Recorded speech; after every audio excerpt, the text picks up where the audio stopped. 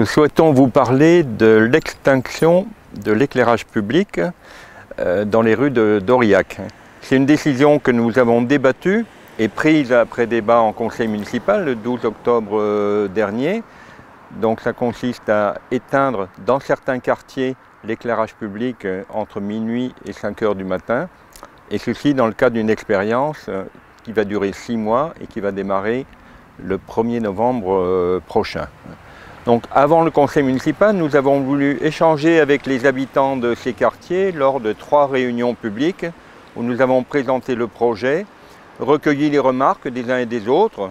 Certains y étaient très favorables, d'autres ont exprimé des craintes ou des réserves, mais globalement, une large majorité s'est dégagée pour soutenir ce projet.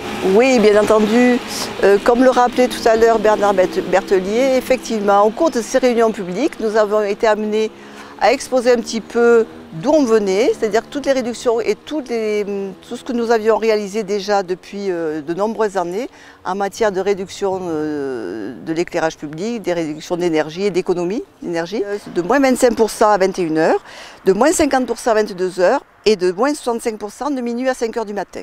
Donc déjà, ce dispositif nous avait permis de réaliser des économies conséquentes puisqu'on a réduit notre consommation d'énergie de 1,6 million de kilowatts et qui représentait à peu près une économie de 170 000 €. Alors, de nombreuses villes en France et de nombreuses communes du Cantal se sont engagées dans cette voie. Pour la commune d'Aurillac, seront concernés dans cette expérimentation les quartiers en périphérie, donc Belbex, Alouette, le quartier nord, Pérols, la Côte Blanche, au-dessus du Foirail et aussi dans les quartiers sud, autour de Marmier. Pour les personnes qui le souhaiteraient, il est possible sur le site internet de la ville de voir avec précision quelles seront les rues concernées. Et enfin, une question qui nous a été posée à plusieurs reprises, qu'en est-il du centre-ville? Le centre-ville restera allumé. Ceci dit, il est équipé de LED, donc de lampes qui consomment peu. Il restera allumé pour permettre toutes les activités